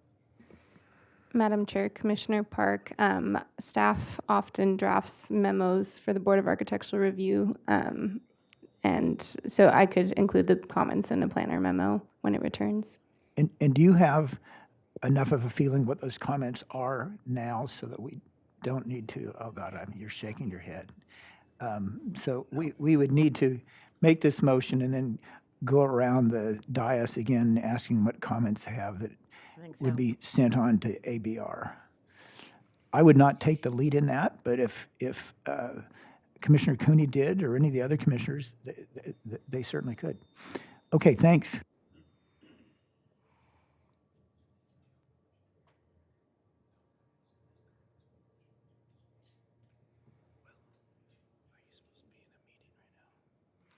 You know, in cities, we used to do things called minute motions, which is like an assistance to the main motion, and it's really just comments to the BAR, so I'm not sure. I mean, that's what we're trying to get to, right? We're not a city.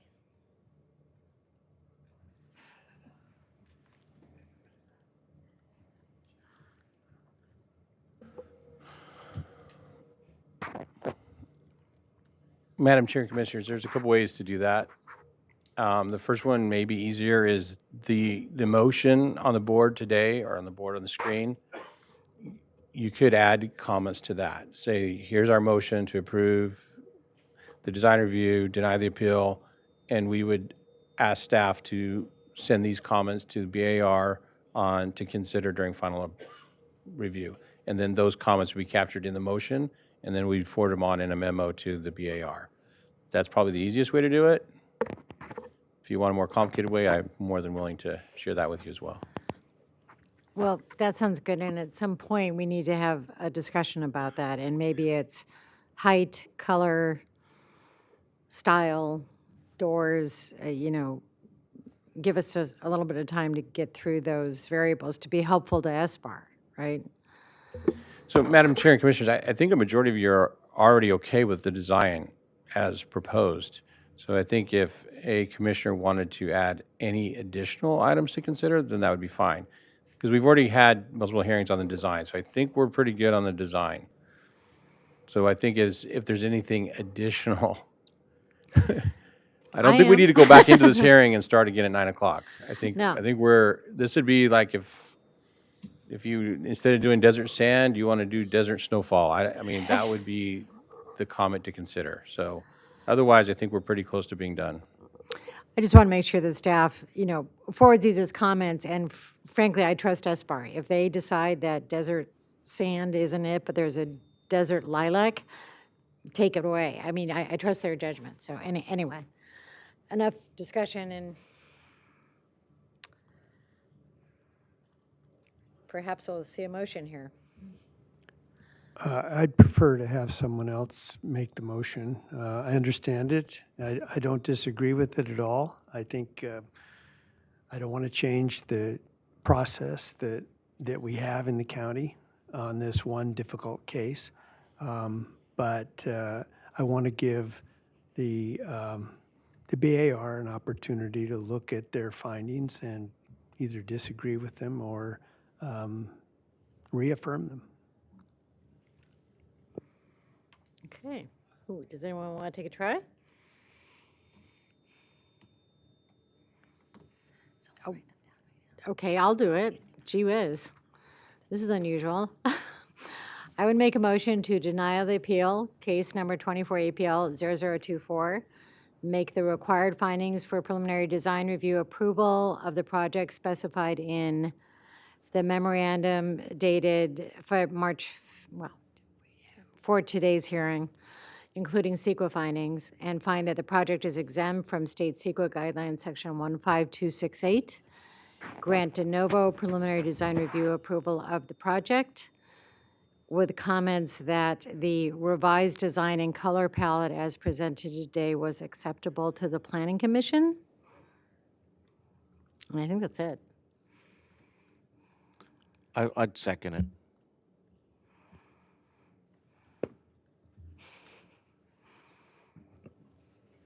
Okay. Madam Chair, do you want a roll call, or do you? I Let's think do we a have roll a call. first and second. Let's Or do a any roll call. comments on the motion, I guess? Yeah, I want to make a comment on it. I think that's a fine motion. I'd support it, except I still want to have some way, if Commissioner Cooney wants to take advantage of this, where he can add some comments that of something specifically that he'd like the BAR to consider. I mean, that's how staff presented it to us, and I just want to make sure that he's not cut off from doing that. Good. Other discussion on the motion? Commissioner Cooney? Well, you know, I was long-winded in explaining the reason I wouldn't join the motion or make the motion. And it's really not anything that is out of the ordinary. If it goes back to BAR for final, BAR should be able to decide what they decide in every meeting, and we can read the minutes and find out what happened. Unfortunately, I think for this case, it is limited by how much has already been decided, especially about the idea of the project in this greenhouse turning into manufacturing. So, but I do want to thank Commissioner Park for suggesting that, and I'll give it some thought. And I'm a little concerned about an exterior memo setting a precedent so that if one of us in a future case doesn't like the color of a roof, you know, they could write and have some information of value to the BAR. I don't want to start that process. There may be another case where we do, but not in this case. Commissioner Park? I just want to add one brief thing. I know the point has come up that this is a new building. It's for processing. It's not greenhouse growing, and it's going to possibly receive product from other places. We knew that when the ordinance was drafted. We knew that when this project was approved here at the PC, and then the board did. And I know that there's some different perspective on odor and what to do with it, clearly, with the board now. But you know, the board had the opportunity to address processing facilities in its last request for revision of the ordinance. It did not do that. In fact, the board's trend in the last year or two has been to go the other way and encourage processing on site, and they specifically asked us to consider that, specifically included it in the revision of the ordinance of last year, and it had to do with receipt of taxes and things like that. So we can't assume what the board wants to do. They need to decide that, and they may take a different perspective on that kind of thing. But just because there's been a change in how odor is being perceived doesn't necessarily mean that we need to do everything we can to undermine this project.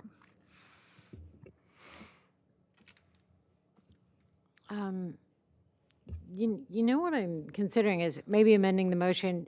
So just on the comment section, we're talking about supporting the color palette as it's been revised today and enabling SBAR to refine it or refine the project design for improved neighborhood compatibility as it sees fit. I think that's what Commissioner Cooney is trying to get to, and I'm not an architect, but maybe that would give them the comfort of doing something more with the design at final. And like I said, the applicant has been flexible in terms of design or color palette or, you know, accoutrements on it. Who knows what may come up. So adding that 1 second comment might help a little bit, be extra explicit. Give you any better feeling? That's fine. Okay.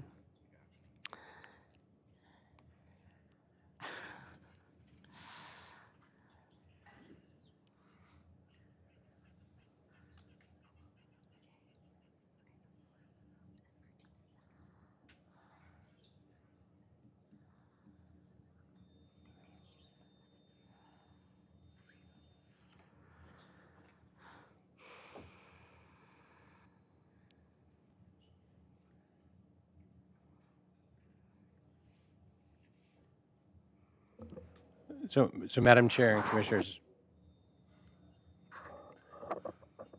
we just want to make sure the Commission's clear on what the motion is. And would it be helpful if that motion was written out so the Commission could review it before Sure. actually taking action on it? That's great. So I think we just add a number 5 to this slide that will capture, and I don't know if Ms. Brown already has that drafted or not. Because I think in really concise terms, I think what we're trying to get at is that the motion 1 through 4 with the comment that during final review, BAR affirm that the project as approved today is consistent with the preliminary review findings. Okay, I didn't include that in my, I think that's what Commissioner Cooney was trying to get at. Exactly. okay, okay.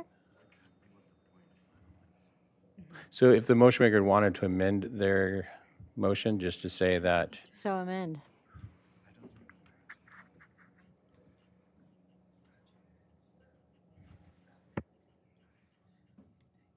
do 3 minutes real quick.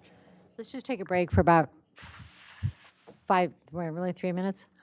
Let's take a 3-minute break.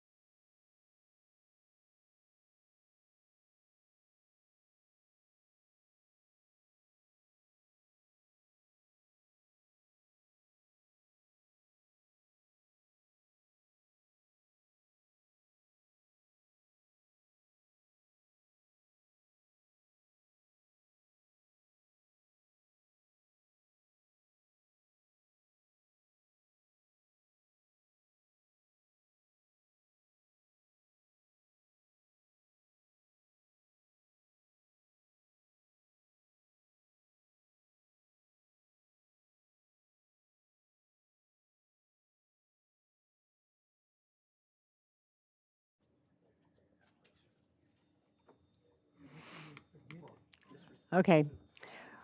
We're going to return to our deliberations and hopefully a motion. Correct? Madam Chair, Commissioners, we have a motion. We're trying to get past the motion. Sorry. There we go. So we have a motion that staff has added some language to for the commission to consider.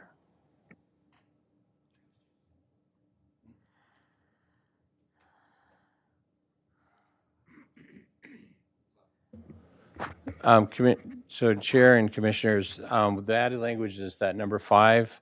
That language is already baked into the process, so whether or not it's really necessary is for the commission to consider. If the commission just wants to be clear on following the process, then that's what this motion is. I would really appreciate keeping that in there. Having talked to. Yeah, if you want to revise any of this language, that's fine, but we'd be more than happy to move forward to a vote. Okay, everybody thinks that's going to be clear to the SBAR. Oh, yeah, Commissioner Reed. I just have a question. In your new little bullet point 2, you say SBR in the first part of the sentence and then BAR in the second part. Is that correct? Or should it be SBR in both places?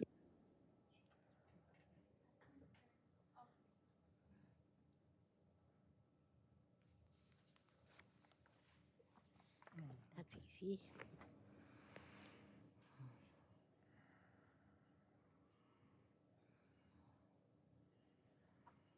Okay, I think we just don't want them to have any doubt that we question anything, right? So that number 2, it's not leaving it too open in raising questions for them to think that we had issues, right?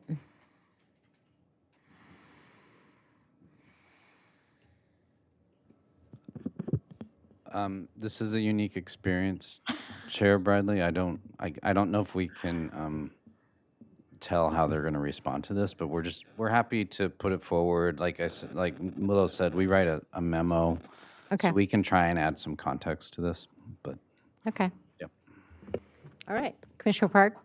You know, I think that's a good question. What will SBAR make of this? But a question that's more important for right now is what can we do to get as close to a consensus in an actually approved motion by this commission in a way that placates all the commissioners. So I personally think that 5.2 or whatever we call that will confound the SBAR, and they will spend half an hour asking staff, what does this mean and what did the Planning Commission want? But, you know, that's what staff does all the time, and at least you'll have plenty of opportunity to prepare for it. So I think you should leave it in there because it'll lead to the most direct and expeditious approval of the motion by this commission. All righty, then I think we call for the question. So, oh, sorry. Oh, sorry. I think Such too fast. we're one mind, but we are not one voice. What we're asking is that the motion maker amend their motion to consider what's on there, and if the commission that seconded it would continue to second it. So that's what we're looking for before we call for vote. Okay, so as a maker of the motion, I would amend it to include item number 5, 1, and 2. I'm not going to read them as on the screen today. And I defer my second. Okay, so let's do a roll call. Commissioner Cooney. No. Commissioner Park. Aye. Commissioner Reed. Aye. Commissioner Martinez. Aye. Chair Bradley. Aye. Motion passes 4-1. All right, thank you. That adjourns our meeting for today. See everybody next week.